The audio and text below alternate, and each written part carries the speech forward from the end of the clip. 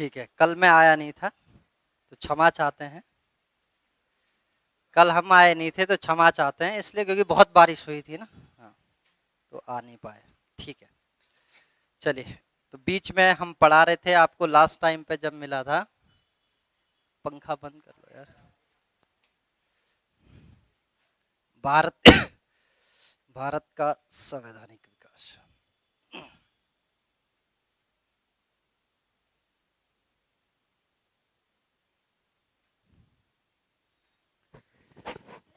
तो last time पे जब हमने मुलाकात करी थी तो हम चर्चा कर रहे थे भारत के संवैधानिक विकास पर। और वहां मैंने आपको बताया था कि भाई 1765 में एक संधि होती है जिसको कहा था इलाहाबाद की संधि। इस इलाहाबाद की संधि के तहत मैंने कहा था बंगाल, बिहार और उड़ीसा का जो दीवानी अधिकार है, यानी जो राजस्व कलेक्ट करने का अधिकार था, ये किसको मिला था? ब्रिटिश ईस्ट इंडिया कंपनी को मिला था। अब मैं जब वहां चर्चा कर रहा था तो मैंने कहा था कि ब्रिटिश ईस्ट इंडिया कंपनी ने इस दीवानी अधिकार का गलत फायदा उठाया था और राजस्व को एकत्रित करने के लिए और अपने लाभ को अधिकतम करने के लिए उन्होंने बंगाल, बिहार और उड़ीसा में लूट खसोट का काम किया। व्यापारियों और किसान वर्ग से बहुत ज्यादा टैक्स वसूल दिया था, जिससे कंपनी के प्रशासनिक अधिकारियों को भी लाभ होता है और कंपनी को भी बहुत ज्यादा लाभ हुआ। फिर मैंने कहा था कि भाई कंपनी ने जब लूट खसोट का काम किया, जब टैक्स और रेवेन्यू कलेक्शन बहुत ज्यादा कर लिया, तो उस कंडीशन में हमने कहा था कि बंगाल का जो व्यापारी वर्ग है, बंगाल का जो किसान वर्ग है, वो अपने मूल उद्योग धन, मूल काम को छोड़ देता है और वो बंगाल, बिहार, उड़ीसा से पलायन करने लगता है। तो ब्रिटिश सरकार को इस बात की चिंता सताती है कि भाई एक स्थिति ऐसी आ जाएगी जब संपूर्ण भारत के लोग हमारा विरोध करेंगे और भारत जो हमारा एक बहुत अच्छा आर्थिक उपनिवेश है, ये आर्थिक उपनिवेश हमारे हाथों से निकल जाएगा। तब हमने कहा था कि ब्रिटिश संसद ने इस ईस्ट इंडिया कंपनी को नियंत्रित करने के लिए एक संवैधानिक विकास कार्यक्रम की शुरुआत की थी और उस संवैधानिक विकास कार्यक्रम की जो शुरुआत होती है वो 1773 के रेगुलेटिंग एक्ट से होती है। 1773 का रेगुलेटिंग एक्ट को लाने के पीछे मैंने कहा था कि एकमात्र उद्देश्य ये था कि ब्रिटिश ईस्ट इंडिया कंपनी को पर आंशिक नियंत्रण लगाना था। और इसके तहत हमने कहा था कि 4 मेन प्रोविजन किए थे, मुख्य प्रावधान किए गए थे। एक हमने कहा था कि पहला, कि कंपनी को अपने महत्वपूर्ण कागजात प्रत्येक वर्ष ब्रिटिश पार्लियामेंट के समक्ष रखने होते थे। दूसरा हमने कहा था कि दूसरा हमने कहा था कि कंपनी के जो बोर्ड ऑफ डायरेक्टर थे उनकी संख्या बढ़ाकर 18 से 24 कर दी गई थी। तीसरा हमने कहा था कि जो गवर्नर जनरल था, जो बंगाल का गवर्नर था, वो बंगाल का गवर्नर जनरल कहलाया और वॉरेन हेस्टिंग्स बंगाल का पहला गवर्नर जनरल होता है। मैंने कहा था कि गवर्नर जनरल के लिए एक 4 सदस्यीय कार्यकारिणी का गठन भी किया गया था और उस 4 सदस्य कार्यकारिणी के यदि पहले 4 सदस्यों की बात करें तो क्लेवरिंग हो गया, फ्रांसिस हो गया, मॉनसॉन हो गया और बोरवेल जो है कि उसके पहले 4 सदस्य थे। मैंने ये भी चर्चा की थी कि गवर्नर जनरल जो भी काम करेगा अपनी काउंसिल की सिफारिश पर ही करेगा, ऐसा जैसा काउंसिल रिकमेंड करेगी वैसे ही उसको काम करना है। और चौथी बात हमने कहा था कि इस एक्ट के माध्यम से 1774 में कलकत्ता में एक सुप्रीम कोर्ट की स्थापना की गई थी और ये सुप्रीम कोर्ट पूरी गतिविधियों पर नियंत्रण करने के लिए स्थापित किया गया। एलिजा इम्पे इस सुप्रीम कोर्ट की पहले मुख्य न्यायाधीश थे। एलिजा इम्पे कभी कभार छोटे मोटे एग्जाम में पूछा जाता है। 1773 के एक्ट के बाद 1781 एक्ट आया था। उस एक्ट में हमने कहा था कंपनी के प्रशासनिक अधिकारियों को थोड़ी सी ढील दी गई थी और उस एक्ट में काम क्या किया गया था कि ये कहा गया था कि जो कंपनी के प्रशासनिक अधिकारी हैं उनके प्रशासनिक कार्यों को, कंपनी के प्रशासनिक अधिकारियों के प्रशासनिक कार्यों को सुप्रीम कोर्ट के अधिकारिता से बाहर कर दिया गया था। 1781 के बाद 1784 में पिट्स इंडिया एक्ट आया और उस पिट्स इंडिया एक्ट को का जो उद्देश्य था, हमने कहा था कंपनी पर दोहरा नियंत्रण स्थापित करने के लिए उस एक्ट को लाया गया था। उस एक्ट में हमने कहा था जो मुख्य प्रावधान किए गए थे वो पहला, एक बोर्ड ऑफ कंट्रोल की स्थापना की गई थी और उस बोर्ड ऑफ कंट्रोल में कुल सदस्यों की संख्या कितनी होनी थी? 6, जिसमें से मैंने कहा था कि 4 ब्रिटिश प्रिवी काउंसिल से होंगे और 2 सदस्य किससे होने थे? ईस्ट इंडिया कंपनी से होने थे। इसके अलावा हमने कहा था कि गवर्नर जनरल की परिषद में जो अभी तक 4 सदस्य थे उनकी संख्या घटा करके 3 कर दी गई और ये कहा गया अभी भी अपनी काउंसिल के रिकमेंडेशन के अनुसार ही गवर्नर जनरल काम करेगा, यानी वो अपनी काउंसिल की सिफारिश को रद्द नहीं कर सकता है। जैसे काउंसिल कहेगी वैसे ही उसको काम करना था। 1784 के बाद जो अगला एक्ट आता है वो आता है 1786 का एक्ट। पढ़ाया था यहाँ तक? 86 पढ़ा दिया था? नहीं पढ़ाया था, ठीक है। चलिए आगे देखते हैं। तो ये यात्रा क्रम जो है कि जारी है और अगला जो एक्ट पहुंचता है वो 1786 का एक्ट देखते हैं। 1786 का एक्ट, ध्यान से देखना मेरी बातें, ध्यान से सुनते रहना, बस मन यहां लगाए रहना। देखो 1786 का एक्ट क्या था? देखो कि 1786 ईस्वी में ब्रिटिश ईस्ट इंडिया कंपनी ने ये सोचा कि हम कॉर्नवालिस को भारत का गवर्नर, बंगाल का गवर्नर जनरल बनाएंगे। किसको? कॉर्नवालिस को। तो कॉर्नवालिस को ब्रिटिश सरकार, ब्रिटिश ईस्ट इंडिया कंपनी के दिमाग में ये विचार आया कि कॉर्नवालिस को बंगाल का गवर्नर जनरल बनाना है। लेकिन कॉर्नवालिस को यदि देखा जाए तो कॉर्नवालिस मुख्य रूप से एक सेनापति था और कभी अगर भगवान ने आपको भले दिन दिए या आप खूब पढ़े लिखे तो आप इतिहास में पढ़ोगे कर्नाटक युद्ध, जो फ्रांस और किसके बीच हुए थे? इंग्लैंड के बीच हुए थे। तो फ्रांस और इंग्लैंड के बीच जो कर्नाटक युद्ध हुआ था 1748 से शुरू होता है और वो जाकर के 1763 में खत्म होता है। भारत में उसी कर्नाटक युद्ध का एक आखिरी जो युद्ध होता है या आखिरी जो लड़ाई हुई थी फ्रांस और अंग्रेजों के बीच में, वो 1760 में हुई थी, जिसको कहते हैं वांडीवास का युद्ध। और वांडीवास के युद्ध में फ्रांसीसी अंतिम रूप से भारत में हार जाते हैं अंग्रेजों से और उस वांडीवास के युद्ध में यह तय किया गया कि भारत में फ्रांसीसी कंपनियां अब कोई किलेबंदी नहीं करेंगी, बल्कि उनका काम सिर्फ व्यापार करने का ही रहेगा। तो ये वांडीवास का युद्ध 1760 के बाद तय कर दिया गया था। उसमें फ्रांसीसियों की हार हुई और इंग्लैंडों की विजय हुई। तो उसी समय, जिस समय भारत में कर्नाटक युद्ध चल रहा था, उसी समय यूरोप में भी अंग्रेजों और फ्रांसीसियों के बीच संघर्ष चल रहा था, युद्ध चल रहा था।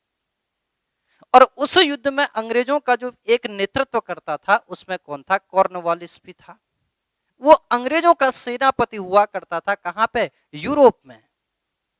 तो जब उसको 1786 में कहा गया कि भाई अब तो सब कुछ खत्म हो चुका है, अब यूरोप में हम एक छत्र राज बन चुके हैं, अब हम यूरोप में अकेली शक्ति हैं, तो तुम ऐसा काम करो कि तुम्हें जो है कि भारत में बंगाल का गवर्नर जनरल बना करके भेज रहे हैं।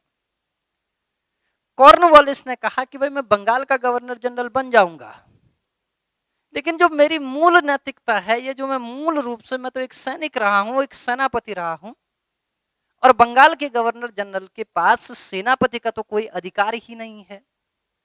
तो इसलिए ब्रिटिश संसद 1786 का एक्ट लेकर के आती है और उसमें यह प्रावधान करती है कि गवर्नर जनरल को सेना का सर्वोच्च सेनापति बनाया जाएगा। यानी गवर्नर जनरल क्या हो गया? सेना का सर्वोच्च सेनापति। बंगाल गवर्नर जनरल को ही क्या कर दिया गया? सेना का सर्वोच्च सेनापति बनाया गया था। यही नहीं, इस एक्ट के माध्यम से यह भी किया गया कि गवर्नर जनरल जो अभी तक अपनी काउंसिल की सिफारिश के अनुसार काम कर रहा था, उस काउंसिल की सिफारिश को गवर्नर जनरल विशेष परिस्थितियों में रद्द कर सकता था। कहा गया कि भाई हम आपको यह अधिकार भी दे रहे हैं, सेना का सर्वोच्च सेनापति तो आपको दे ही रहे हैं, लेकिन हम साथ में आपको यह अधिकार भी दे रहे हैं कि आप अपनी काउंसिल की सिफारिश को स्पेशल प्रोविजन के तहत, विशेष परिस्थितियों के तहत नकार भी सकते हो। ठीक है ना? इससे पहले क्या था कि जैसा काउंसिल कहेगी वैसे ही गवर्नर जनरल को करना होता था, लेकिन 1786 के एक्ट में कहा गया कि ना, विशेष परिस्थितियों में आप अपनी काउंसिल की सिफारिश को रद्द कर सकते हो। तो यही दो बातों के लिए ये एक्ट लाया गया था, 1786 का एक्ट। और इसके बाद जो अगला संवैधानिक विकास कार्यक्रम का जो सुधार होता है वो है 1793 का एक्ट, 1793 का एक्ट। देखो 1793 के एक्ट में प्रावधान क्या किए गए थे, दो तीन प्रावधान जानने हैं। बहुत पूरी किताब नहीं लिखनी है, पूरी ऐसे नहीं पूरी किताब छाप के बैठ गए यहाँ, जो मैं बोलूंगा वही एग्जाम में आएगा। तो 1793 के एक्ट में प्रावधान क्या क्या किए गए, देखो सबसे पहला जो प्रावधान था, फर्स्ट जो प्रोविजन था, सबसे पहला प्रावधान 1793 के एक्ट में ये कहा गया कि जो गवर्नर जनरल है, ये गवर्नर जनरल को ये अधिकार दिया गया। अच्छा पहला देखना 1793 पहला जो प्रोविजन किया गया वो ये कहा गया कि जो ईस्ट इंडिया कंपनी है, इस ईस्ट इंडिया कंपनी के पास ही अगले 20 वर्षों तक भारत का प्रशासन रहेगा। ये कहा गया कि भारत का प्रशासन किसके पास, अगले 20 वर्षों के लिए किसके पास रहेगा, ईस्ट इंडिया कंपनी के पास ही रहेगा। और इस एक्ट में यह भी प्रावधान किया गया कि भारत में जो कंपनी का व्यापारिक एकाधिकार है, ये व्यापारिक एकाधिकार भी अगले 20 वर्षों के लिए बना रहेगा। मैंने कहा था कि ईस्ट इंडिया कंपनी की स्थापना कब हुई थी, 1600 ईस्वी में हुई थी। इस कंपनी को हमने कहा था कि पहली बार ब्रिटिश सम्राट ने पूर्वी व्यापार पर 17 साल के लिए एकाधिकार दिया था, और इसको बाद के वर्षों में 1708 के बाद इसको परमानेंट कर दिया था कि ईस्ट इंडिया कंपनी एकमात्र ऐसी कंपनी होगी इंग्लैंड की जो भारत और पूर्वी क्षेत्र में व्यापार करेगी। तो 1793 का जब एक्ट आया तो उसमें यह प्रावधान किया गया कि भारत का प्रशासन जो 1765 के बाद से ईस्ट इंडिया कंपनी चला रही है, अगले 20 वर्षों तक फिर से कौन चलाएगी, ईस्ट इंडिया कंपनी ही चलाएगी। पहला प्रोविजन किया गया। दूसरा प्रोविजन किया गया कि कंपनी का जो व्यापारिक एकाधिकार है, यानी पूर्वी क्षेत्र में कंपनी का जो व्यापारिक एकाधिकार है, ये व्यापारिक एकाधिकार भी अगले 20 वर्षों तक बना रहेगा, इसमें कोई छेड़छाड़ नहीं करेगा। यानी 20 वर्षों की बात कर रहे हैं तो इसका मतलब क्या हो गया, 1813 तक जो है जैसी व्यवस्था चल रही है वैसे ही चलती रहेगी। भारत का प्रशासन 1813 तक ईस्ट इंडिया कंपनी ही देखेगी, और कंपनी का व्यापारिक एकाधिकार भी 1813 तक बना रहेगा, उसमें और कोई छेड़छाड़ नहीं की जाएगी। पहली बात। दूसरी बात इस एक्ट के तहत ये कहा गया है, दूसरी बात ये कही गई कि बंगाल का गवर्नर जनरल है, ये बंगाल का गवर्नर जनरल अब किसी भी स्थिति में अपनी काउंसिल की सिफारिश को रद्द कर सकता था। इसको ये अधिकार दे दिया गया कि ये अपने काउंसिल की सिफारिश को क्या कर सकता था, रद्द कर सकता था। ठीक है ना, क्या लिखा है कि ये किसी भी स्थिति में अपनी काउंसिल की सिफारिश को रद्द कर सकता है। 1773 में कहा गया कि भाई जैसी काउंसिल कहेगी वैसे ही करना पड़ेगा। 1784 के पिट्स इंडिया एक्ट में काउंसिल के सदस्यों की घटाकर 4 से 3 कर दिए, फिर भी कहा कि ना, जैसे काउंसिल कहेगी वैसे ही गवर्नर जनरल करेगा। 1786 के एक्ट में कहा गया कि विशेष परिस्थितियों में गवर्नर जनरल अपनी काउंसिल की अनुशंसा को रद्द कर सकता है, और 1793 में कहा गया कि विशेष परिस्थितियों में नहीं, किसी भी स्थिति में कभी भी गवर्नर जनरल अपनी काउंसिल की सिफारिश को रद्द कर सकता है। यानी अब काउंसिल सिर्फ एक सलाह देने वाली संस्था हो गई, वो गवर्नर जनरल को सलाह देगी, गवर्नर जनरल चाहे तो उस सलाह को स्वीकार कर सकती है और चाहे तो उस सलाह को अस्वीकार कर सकती है। तो गवर्नर जनरल को ये राइट दे दिया गया कि भाई तुम अपनी काउंसिल की सिफारिश की तुम अवहेलना कर सकते हो, तुम उसकी बात को मानने के लिए बाध्य नहीं हो। इसी एक्ट में एक तीसरा प्रावधान ये भी किया गया, 1793 के एक्ट में ही प्रावधान किया गया, और प्रावधान क्या किया गया कि ये कहा गया कि यदि बंगाल का गवर्नर जनरल, अगर बंगाल का गवर्नर जनरल बंगाल में नहीं है, अगर बंगाल का गवर्नर जनरल बंगाल में नहीं है, तो जो उसकी काउंसिल है यानी जो उसकी परिषद है, इस परिषद में कितने सदस्य थे, 3। इन तीनों में से कोई एक उप गवर्नर के रूप में काम करेगा। साफ साफ बात लिख दिया गया कि अगर बंगाल का गवर्नर जनरल बंगाल में नहीं है तो काउंसिल का कोई सदस्य किसके रूप में काम करेगा? उप गवर्नर के रूप में काम करेगा। और इसी में एक चौथी बात भी याद रखनी है, ये कहा गया कि यदि बंगाल का गवर्नर जनरल, अगर बंगाल का गवर्नर जनरल कहां जाता है? बिहार, मद्रास जाता है। अगर बंगाल का गवर्नर जनरल बंबई प्रेसिडेंसी में जाता है, अगर वो मद्रास प्रेसिडेंसी में जाता है या बंबई प्रेसिडेंसी में जाता है, तो उस समय कुल भारत में अगर प्रेसिडेंसी पूछी जाए कि कितनी प्रेसिडेंसियां थी भारत में, तो 3 थी। कौन कौन सी? मद्रास, बंबई और Bengal.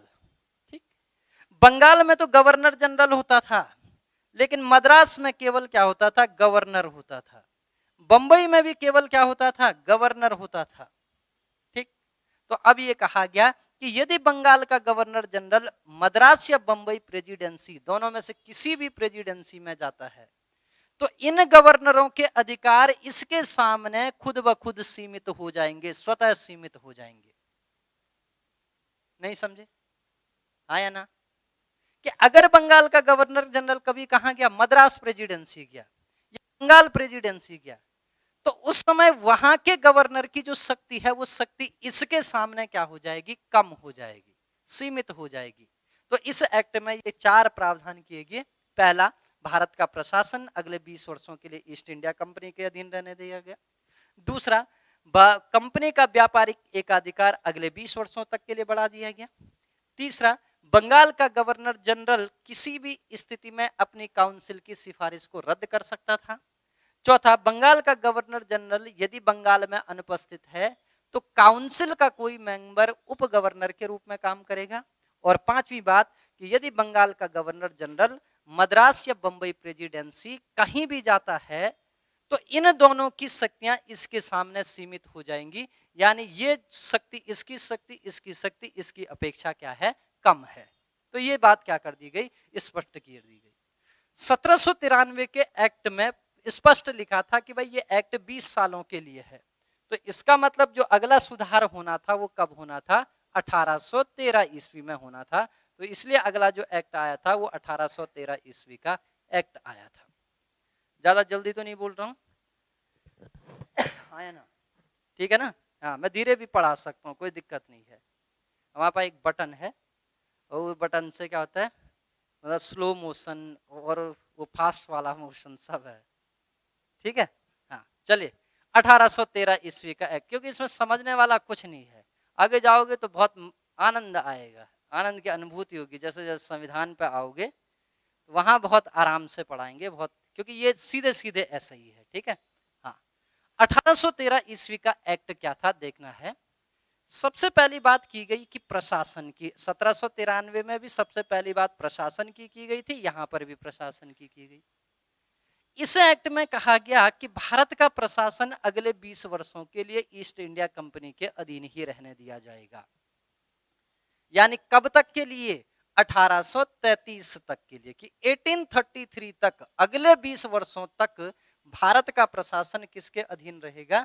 British east India company के अधीन रहेगा। दूसरी बात की गई कि भाई व्यापारिक एकाधिकार, क्योंकि भारत में जो व्यापारिक एकाधिकार था, ये व्यापारिक एकाधिकार किसका था? ये व्यापारिक एकाधिकार था ईस्ट इंडिया कंपनी के पास था। किसके पास था? ईस्ट इंडिया कंपनी के पास था। तो ये कहा गया 1813 के एक्ट के तहत कंपनी का व्यापारिक एकाधिकार समाप्त कर दिया गया। क्या कर दिया गया था? कंपनी का व्यापारिक एकाधिकार समाप्त कर दिया गया। और कंपनी का व्यापारिक एकाधिकार जब समाप्त हो गया तो इसमें एक बात यथावत रहने दी कि चीन के साथ कंपनी का जो व्यापार होता है, और भारत में चाय का कंपनी जो व्यापार करती है, तो भारत में चीन के साथ व्यापार, भारत में चाय का व्यापार और चीन के साथ व्यापार पर कंपनी का अभी भी एकाधिकार पहले जैसे ही रहेगा। ठीक है? बाकी कंपनी भारत में जैसे चाय को छोड़ के मसाले बेच रही थी, तो 1813 से पहले यानी 1813 तक, 1813 तक अगर भारत में मसाले बेचने हैं तो मसाले बेचने का काम केवल कौन करेगी? ईस्ट इंडिया कंपनी करेगी। केवल एक ही कंपनी आएगी, एमडीएच का मसाला समझ लीजिए। अगर भारत में कपड़ा बेचना है तो भारत में कपड़ा कौन बेचेगी? केवल ईस्ट इंडिया कंपनी बेचेगी, है ना, रेमंड टाइप। अगर भारत में फोन बेचना है, क्योंकि उस समय फोन तो होता नहीं था, पर मैं अज्यूम करके बोल रहा हूं, ऐसा मुझे भी पता है उस समय फोन नहीं था, तो फोन अगर बेचना है तो सिर्फ कौन बेचेगा? रिलायंस वाले ही बेचेंगे। इसको कहते हैं कि व्यापारिक एकाधिकार। किस क्या कहते हैं? व्यापारिक एकाधिकार, अंग्रेजी में कहते हैं मोनोपोली। ठीक, तो ये था। लेकिन 1813 के एक्ट में कहा गया कि अब मसाले भारत में केवल ईस्ट इंडिया कंपनी ही नहीं बेचेगी, बल्कि कोई भी यूरोपीय कंपनी भारत में मसाले बेच सकती है, कोई भी यूरोपीय कंपनी कपड़ा बेच सकती है, कोई भी यूरोपीय कंपनी फोन बेच सकती है, कोई भी यूरोपीय कंपनी कुछ भी बेच सकती है। ठीक, लेकिन अगर चाय बेचनी है तो चाय अभी भी कौन बेचेगा? केवल ईस्ट इंडिया कंपनी ही बेचेगी। और चीन के साथ जो व्यापार होगा, चीन के साथ व्यापार भी अकेले कौन करेगी? ईस्ट इंडिया कंपनी ही करेगी। यानी इन दोनों चीजों पर कंपनी का व्यापारिक एकाधिकार पहले जैसे बना रहा था, और बाकी सभी तरीके बाकी सभी तरीके के व्यापार पर से कंपनी का एकाधिकार समाप्त कर दिया था। तो पहला प्रावधान आपको याद रखना है कि भारत का प्रशासन अगले 20 वर्षों के लिए ईस्ट इंडिया कंपनी के अधीन रहने दिया गया। दूसरा याद रखना है कि कंपनी का व्यापारिक एकाधिकार समाप्त कर दिया गया, लेकिन चीन के साथ व्यापार और चाय के व्यापार पर कंपनी का एकाधिकार पूर्ववत बना रहा था। तीसरा, इस एक्ट में तीसरा प्रावधान किया गया, और गंभीर बातें आएंगी आगे देखना। तीसरा इस एक्ट में प्रावधान यह किया गया कि कंपनी के जो शेयर धारक हैं, जो शेयर होल्डर हैं, शेयर धारक हैं, इन शेयर धारकों को क्षति ना हो, इन शेयर धारकों को क्षति ना हो, इसलिए 10.5% लाभ की गारंटी दी गई, लाभांश की गारंटी दी गई थी। और ये कहा गया 10.5% की लाभांश की गारंटी दी गई, और ये जो लाभांश दिया जाना था, यानी जो ये लाभ दिया जाना था, ये भारत के भू राजस्व से दिया जाना था। देखो ध्यान से सुनना मेरी बात।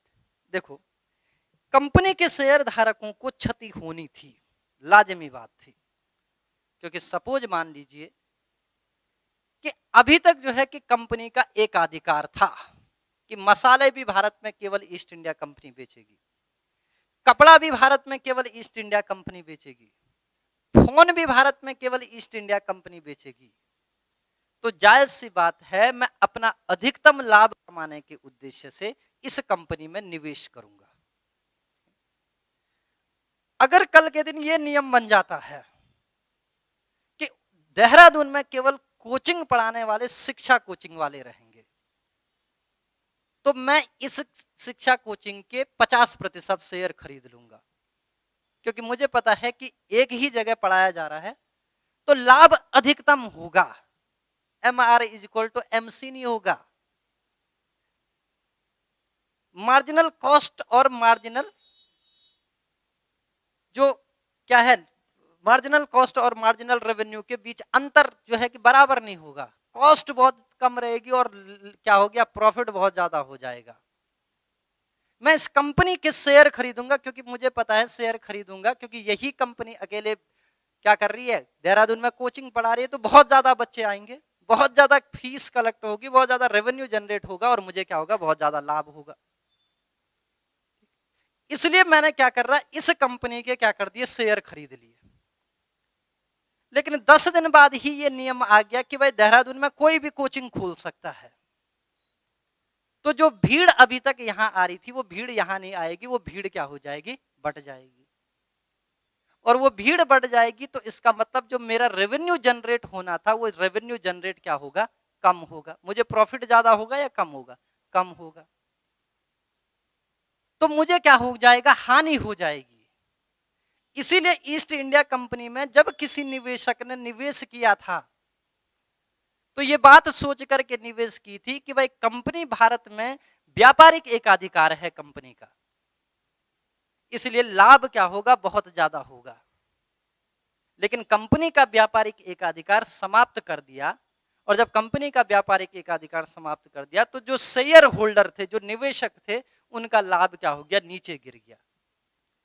इसलिए उसको लाजमी बात थी, क्षति होनी थी।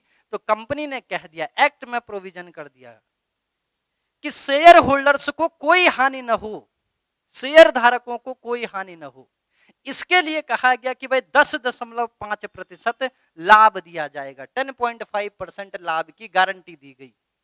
और ये लाभ कहां से दिया जाना था? ये लाभ दिया जाना था भारत के भू राजस्व से। आ गई बात समझ में? चौथा जो प्रावधान इस एक्ट में किया गया था वो किया गया था कि कंपनी, ईस्ट इंडिया कंपनी प्रत्येक वर्ष भारत में 1 लाख रुपए शिक्षा के विकास पर खर्च करेगी। प्रत्येक वर्ष भारत में क्या करेगी? शिक्षा के विकास पर 1 लाख रुपए खर्च करेगी। शिक्षा के विकास पर 1 लाख रुपए खर्च करेगी, 1 लाख रुपए खर्च करेगी। और इसी एक्ट में यह भी प्रावधान किया गया कि भारत में जो ईसाई मिशनरीज होती हैं, ये ईसाई मिशनरियों को लाइसेंस लेकर धार्मिक प्रचार प्रसार की छूट दी गई। किया गया था कि ईसाई मिशनरियों को लाइसेंस लेकर के धार्मिक प्रचार प्रसार की छूट दी गई। देखो, चौथी जो बात मैंने लिखी है वो लिखी है कि ईस्ट इंडिया कंपनी को यह कहा गया कि वह प्रत्येक वर्ष भारत में 1 लाख रुपए शिक्षा के विकास पर खर्च करेगी। तो मोटे तौर पर यह लगता है कि ब्रिटिश संसद हमारी इतनी हितैषी थी कि उसने कहा कि भाई भारतीयों को शिक्षा देनी है और हर हाल में उन पे 1 लाख रुपए प्रति वर्ष खर्च करना है। लेकिन दरअसल ऐसी कोई बात नहीं थी। बात क्या थी? बात यह थी कि ईस्ट इंडिया कंपनी को इसलिए कहा गया था क्योंकि 1688 में ब्रिटेन में एक औद्योगिक क्रांति हुई थी। 1688 में क्या हुआ था? एक इंडस्ट्रियल रिवॉल्यूशन हुआ था, जिसको हम कहते हैं 1688 की महान क्रांति या औद्योगिक क्रांति या इंडस्ट्रियल रिवॉल्यूशन। कहां पे हुआ था? ये इंग्लैंड में हुआ। इस औद्योगिक क्रांति के बाद पूरे यूरोप में वाणिज्यिक क्रांति फैलती है। एक कमर्शियल रिवॉल्यूशन फैला था, एक वाणिज्यिक क्रांति फैली थी इस इंग्लैंड की इस औद्योगिक क्रांति के। और इसका परिणाम क्या हुआ कि पूरे यूरोप में क्या हो गया? व्यापारिक क्रांति फैल गई। यूरोप और इंग्लैंड के देशों ने बहुत सारी इंडस्ट्री स्थापित की और बहुत सारी इंडस्ट्री स्थापित कर रहे, बहुत सारा प्रोडक्शन कर दिया। यूरोप और इंग्लैंड की अगर पूरी पॉपुलेशन की बात करेंगे तो आधा भारत की जितनी भी नहीं है। कंपनियां लगा दी बहुत ज्यादा, इंग्लैंड में भी और यूरोप में भी प्रोडक्शन होने लग गया बहुत ज्यादा। लेकिन समस्या ये थी कि इस प्रोडक्शन को बेचेंगे कहां? जो हमारे प्रोडक्ट हैं वो बिकेंगे कहां? है ना भाई, प्रोडक्ट खरीदने के लिए पॉपुलेशन भी तो होनी चाहिए। जो प्रोडक्ट उत्तराखंड में बिकता है वो उत्तर प्रदेश में नहीं बिकता है। जो उत्तर प्रदेश में बिकता है वो उत्तराखंड में बिक ही नहीं सकता है। आप कभी जाओगे उत्तराखंड से बाहर, देहरादून से बाहर निकलोगे, रुड़की वगैरह में जाओगे, वहीं पे बस स्टैंड होता है, वहीं पे बस का धुआं हो रहा है, वहीं पे जलेबी खा रहा है, पकौड़ी खा रहा है, उन्हीं में मक्खियां बैठ रखी हैं। देखा कभी ये सीन? देखा? वो उत्तर प्रदेश का तो नहीं है। यहाँ पॉपुलेशन इतनी ज्यादा है कि भाई कुछ भी बना लो सब बिकेगा, है कि नहीं? देहरादून में कोई ऐसा करेगा, खा लोगे? नहीं खाओगे। तो यूरोप में भी क्या थी? यूरोप और इंग्लैंड में समस्या क्या थी कि प्रोडक्शन इतना ज्यादा होता था लेकिन पॉपुलेशन उस थी ही नहीं उतनी कि उस प्रोडक्शन को यूज कर सके, उस प्रोडक्ट का इस्तेमाल कर सके। इंग्लैंड ने कहा कि इसको लिए एक बाजार की जरूरत है और बाजार हमें दिखता है कहां? भारत में। लेकिन भारत के बाजार में समस्या थी और समस्या ये थी कि भारत का बाजार शुद्ध देसी बाजार था। और शुद्ध देसी बाजार का मतलब उसने गले में झोला लटका रखा है, नीचे से धोती पहन रखी है, ऊपर से कुर्ता और सर में पगड़ी। प्राचीन हमारे पूर्वज ऐसे ही तो थे। हमारे दादाजी जब बाजार आते थे सामान खरीदने के लिए तो गले में क्या लटकाते थे? झोला लटकाते थे ना, है ना? उसमें एक काली सी चेन भी लगी होती थी। फिर नीचे से धोती वाला या पजामा वाला सिस्टम होता था, ऊपर कुर्ता ही होता था ज्यादातर। कमीज कभी कभार पहनी जाती थी, जब कहीं किसी रिश्तेदारी में किसी विवाह में जाना तब पहनते थे। मेरे को खांसी हो रही है, पीछे बैठ जाओ, पीछे वाला चला दो। एसी नहीं चल रहा, एसी चलता ही नहीं है यार, वो ठगाने के लिए लगा रखा है इन्होंने खाली। ठीक है, तो हमने कहा कि भारत कैसा बाजार था, शुद्ध देसी बाजार था, और शुद्ध देसी बाजार में इंग्लैंड का प्रोडक्ट बिकने वाला नहीं था, क्योंकि हम शुद्ध उस भारतीय शुद्ध देसी बाजार को जानते हैं। आज से 20 साल पहले जब हम छोटे बच्चे होते थे तो मंजन नहीं होता था, बल्कि कोयले से दांत साफ करते थे, या टेमरू का जो सोटा होता है उससे दांत साफ करते थे ना। इसको कहते हैं शुद्ध देसी बाजार। सर में लगाने के लिए जो तेल होता था घर में, सरसों या क्या कहते हैं, सरसों का तेल होता था, या राडे का तेल कहते हैं, राडा है ना, उसका तेल इस्तेमाल करते थे। तुम लोग थोड़ा नए हो, हम थोड़ा पुराने हो गए हैं, तो इसलिए हमें ये बातें पता है ना। हमारी उम्र बहुत है भाई, 10 साल से पढ़ा रहे हैं, तो अब सोचो उम्र कितनी हो गई होगी, 10, 11, 12 साल होगी, 11 साल, 11वां साल चल रहा है पढ़ाने में। तो ये भारत का क्या था, शुद्ध देसी बाजार था। इंग्लैंड को लगा कि यार प्रोडक्शन तो कर लिया, प्रोडक्ट भी हमारे पास बहुत ज्यादा है, लेकिन बेचना है तो बेचने के लिए एक ही जगह है, भारत, क्योंकि वहां पॉपुलेशन बहुत ज्यादा है। लेकिन समस्या क्या है कि भारत में क्या है, देसी बाजार है, पहले इन देशियों को विदेशी बनाना पड़ेगा। और विदेशी बनाने के लिए क्या कर दिया कि जो अभी गुरुकुल में बैठ करके संस्कृत पढ़ता था, उसको कहा कि तू अब गुरुकुल में बैठ के संस्कृत नहीं पढ़ेगा, बैठ तुझे अंग्रेजी सिखाएंगे। तो उसको सिखा दी क्या, ABCD, अंग्रेजी सिखा दी। और जब उसको अंग्रेजी सिखाई तो सबसे पहला काम उसको क्या कर दिया, कंपनी में नौकरी दे दी उसको, क्लर्क की। क्योंकि ईस्ट इंडिया कंपनी जब भारत आई थी तो उसका सारा काम अंग्रेजी में होता था। भारत में जो अंग्रेजी जानता था वो भारत में रहता ही नहीं था, वो बहुत बड़ा आदमी होता था। तो इसलिए उनको क्लर्क भी कहां से मंगाने पड़ते थे, सारे इंग्लैंड से ही मंगाने पड़ते थे। और इंग्लैंड का क्लर्क अगर भारत आ रहा है तो उसके रहने की व्यवस्था, खाने की व्यवस्था, और फिर उसकी सैलरी क्या होती थी, बहुत ज्यादा होती थी। तो क्लर्क उनको बहुत महंगा पड़ता था। कंपनी ने क्या कर दिया, 1 लाख रुपए प्रति वर्ष शिक्षा पर व्यय कर दिया, अंग्रेजी सिखा दी, और सबको क्या कर दिया, क्लर्क बना दिया अपने यहाँ। ठीक, क्लर्क बनाया। तो अब वो जब हमारे साथ, जब वो अंग्रेजों के बीच में, अगर मैं क्लर्क बन गया और मैं अंग्रेजों के बीच में रहने लग गया, तो मैं पहनूंगा क्या, धोती पहनूंगा या जैसा अंग्रेज पहन रहा है वो पहनूंगा, जैसा अंग्रेज पहन रहा हूं।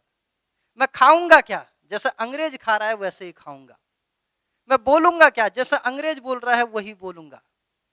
यानी मैंने उनकी संस्कृति को अपना लिया, मैंने उनकी वेशभूषा को अपना लिया, मैंने उनके परिधानों को अपना लिया, मैंने सब कुछ उनका ऑब्जर्व कर लिया, अडॉप्ट कर लिया। और जब अडॉप्ट कर लिया तो क्या हुआ, जो वो पहन रहे वही मैं पहन रहा हूं। तो ये बन कहां रहा है, ये इंग्लैंड में बन रहा है और मैंने खरीद लिया। उन्होंने मुझे पैसा दिया और कहा हमारे घर वापस भेज दे भाई। तो इसलिए उन्होंने शिक्षा के विकास पर क्या किया था, 1 लाख रुपए प्रति वर्ष खर्च करने का प्रोविजन रखा, क्योंकि उनको अपना प्रोडक्ट बेचने के लिए भारत में क्या चाहिए थी, एक मार्केट चाहिए थी। और उस 1 लाख रुपए से उनको 2 फायदे हो गए। एक तो कंपनी को सस्ते श्रम पर क्या हो गया, कर्मचारी उपलब्ध हो गए, और दूसरा क्या हो गया कि दूसरा क्या हो गया कि भारत में अंग्रेजों के लिए एक बाजार भी मिल गया था।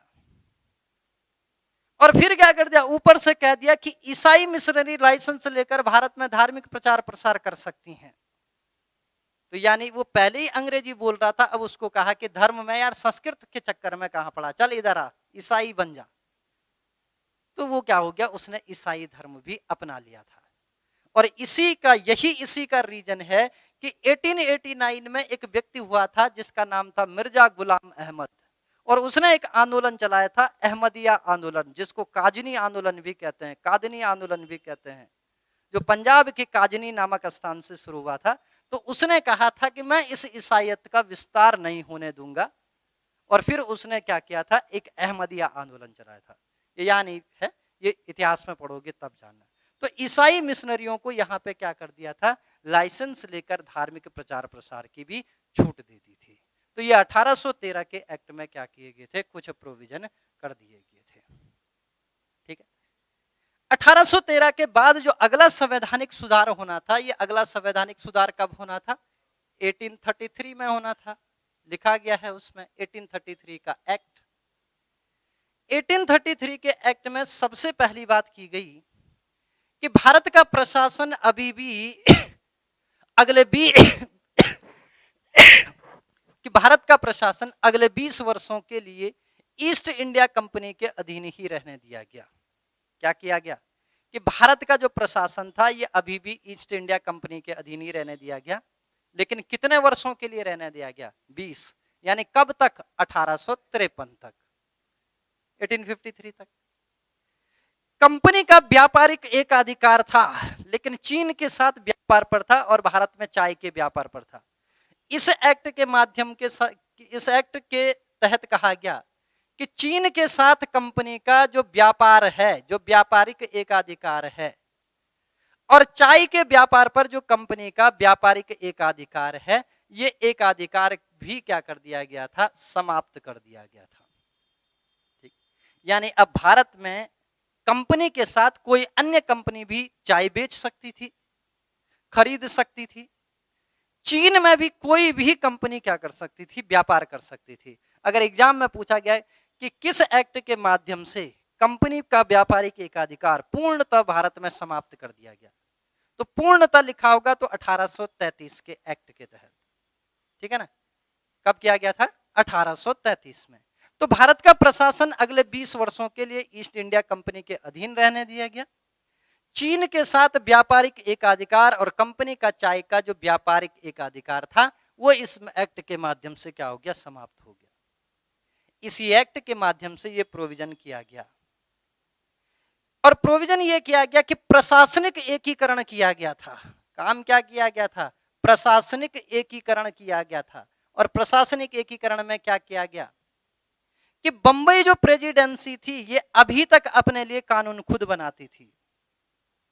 बंगाल प्रेसिडेंसी अभी तक अपने लिए कानून खुद बनाती थी, लेकिन इस एक्ट के माध्यम से इन दोनों से विधि निर्माण का अधिकार छीन लिया गया। इनको कहा कि अब आप विधि निर्माण नहीं कर सकते हो। पहले तक बंबई अपने लिए खुद कानून बनाता था, बंगाल प्रेसिडेंसी अपने लिए खुद कानून बनाती थी, बंगाल नहीं, मद्रास प्रेसिडेंसी अपने लिए खुद कानून बनाती थी। लेकिन इस एक्ट के माध्यम से कहा कि अब ये दोनों अपने लिए कानून नहीं बनाएंगे, बल्कि इनके लिए भी जो कानून बनाएगा वो बंगाल का गवर्नर और उसकी काउंसिल बनाएगी। बंगाल का जो गवर्नर जनरल है, ये गवर्नर जनरल और उसकी काउंसिल ही इनके लिए क्या बनाएगी? कानून बनाएगी। इसलिए एक चौथे सदस्य की नियुक्ति की गई थी काउंसिल में। 1784 के पिट्स इंडिया एक्ट के तहत कितने थे? 3। लेकिन इस एक्ट के माध्यम से फिर से एक चौथा सदस्य इसमें जोड़ दिया गया, और जो चौथा सदस्य जुड़ा था वो लॉर्ड मैकाले जुड़ा था। चौथा सदस्य कौन जुड़ा था? मैकाले। तो प्रशासन का एकीकरण हुआ या नहीं हुआ? इन दोनों से विधि निर्माण का अधिकार छीन लिया गया, और विधि निर्माण का अधिकार किसमें रखा गया? बंगाल का गवर्नर जनरल और उसकी काउंसिल में निहित कर दिया गया। और उस काउंसिल में चौथे सदस्य के रूप में किसकी नियुक्ति कर दी गई थी? लॉर्ड मैकाले की नियुक्ति कर दी गई। इसी को भारत में अंग्रेजी शिक्षा का जनक कहते हैं। तो लॉर्ड मैकाले की नियुक्ति की गई, और साथ में ये जो बंगाल का गवर्नर जनरल था, ये जो काउंसिल थी, जब ये बंबई और मद्रास दोनों के लिए कानून बना रहा है, तो इसका मतलब अब ये सिर्फ बंगाल का नहीं हुआ, अब ये कहां का गवर्नर जनरल हो गया? ये भारत का गवर्नर जनरल कहलाने लगा।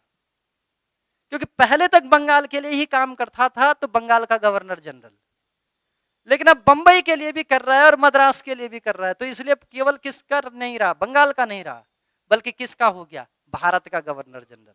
और भारत का जो पहला गवर्नर जनरल होता है वो कौन होता है? लॉर्ड विलियम बेंटिंग होता है। भारत का पहला गवर्नर जनरल कौन होता है?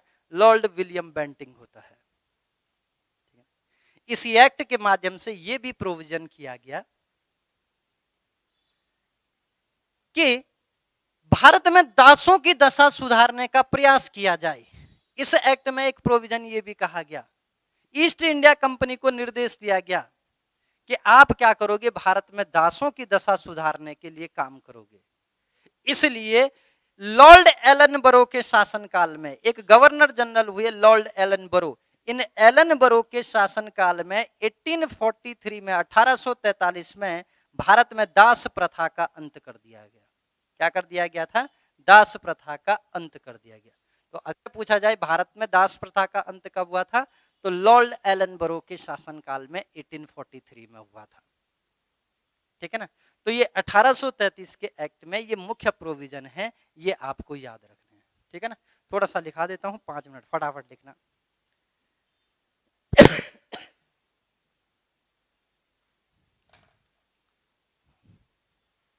कुछ नहीं लिखा था ना अभी तक? नहीं, चल लिखना, बीच में लिखना भारत का संवैधानिक विकास।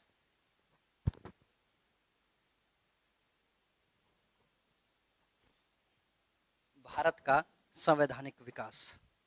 ठीक है, नीचे से लिखना किनारे से। 1765 में 1765 ईस्वी में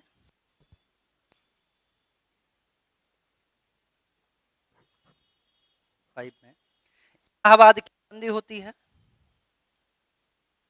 इलाहाबाद की संधि होती है।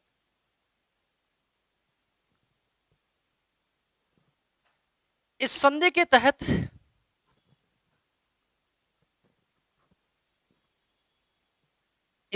तहत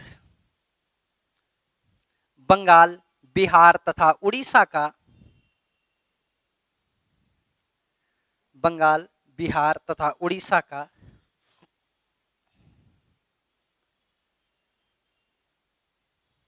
दीवानी अधिकार ईस्ट इंडिया कंपनी को प्राप्त हुआ। उड़ीसा का दीवानी अधिकार ईस्ट इंडिया कंपनी को प्राप्त हुआ।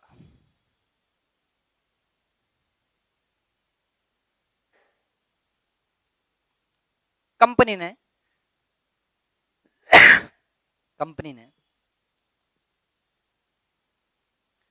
अपने अधिकतम लाभ को कमाने के लिए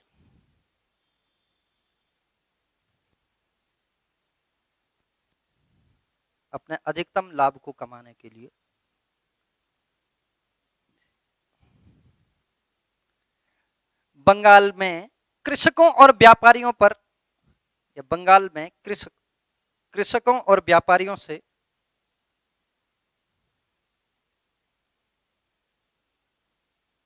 अत्यधिक कर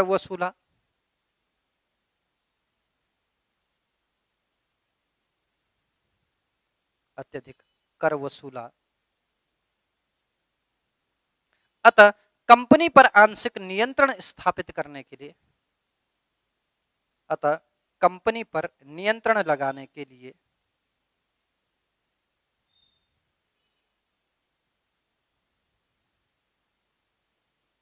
ब्रिटिश संसद के द्वारा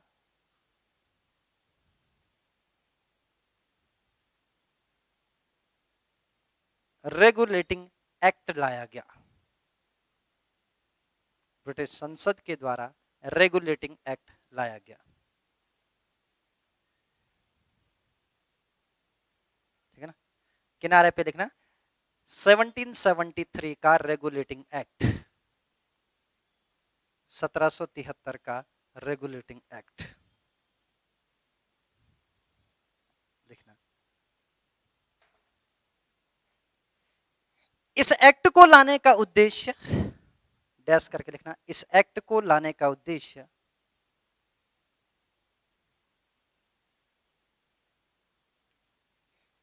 ईस्ट इंडिया कंपनी पर आंशिक नियंत्रण स्थापित करना था।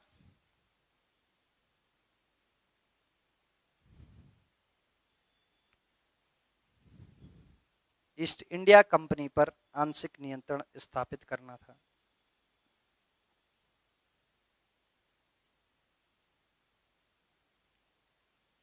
ईस्ट इंडिया कंपनी पर आंशिक नियंत्रण स्थापित करना था। इस एक्ट में निम्न प्रावधान किए गए।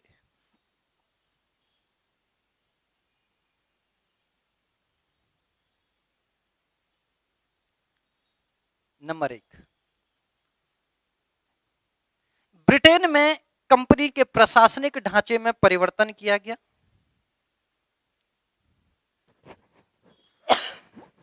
ब्रिटेन में कंपनी के प्रशासनिक ढांचे में परिवर्तन किया गया।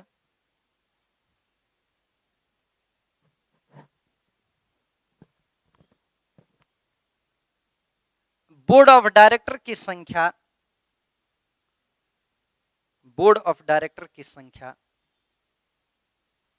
बढ़ाकर 24 कर दी गई।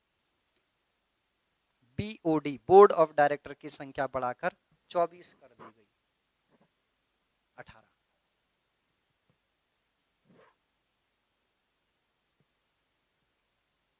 नंबर दूसरा लिखना।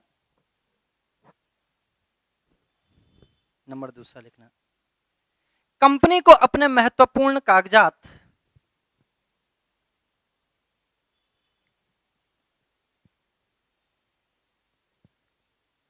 प्रत्येक वर्ष ब्रिटिश संसद के समक्ष रखने होते थे।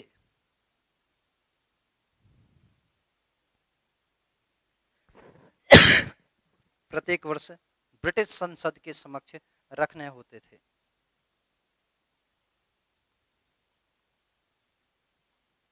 नंबर 3 लिखना। बंगाल का गवर्नर गवर्नर जनरल कहलाने लगा। बंगाल का गवर्नर गवर्नर जनरल कहलाता।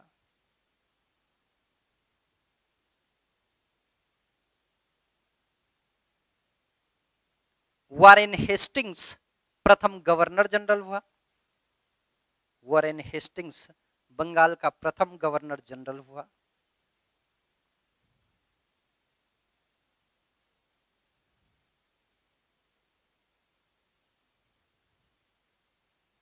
इसके लिए 4 सदस्यीय एक कार्यकारिणी का भी गठन किया गया।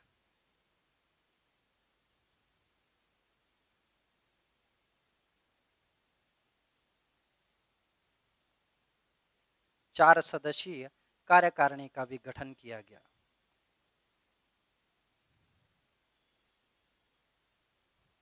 लास्ट पॉइंट लिखना। इसी एक्ट के तहत 1774 में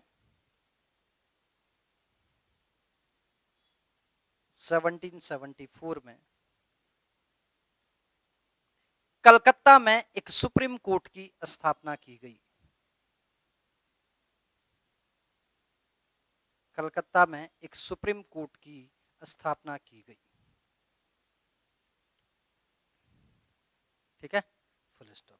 तो कल मैंने आज जहां तक पढ़ाया 1833 तक, कल पहले हम इसको पूरा लिखवा देंगे। ठीक है ना, आकर के बाकी इसके बाद कल पढ़ाएंगे। ठीक है, थैंक यू। कोई सवाल पूछना है?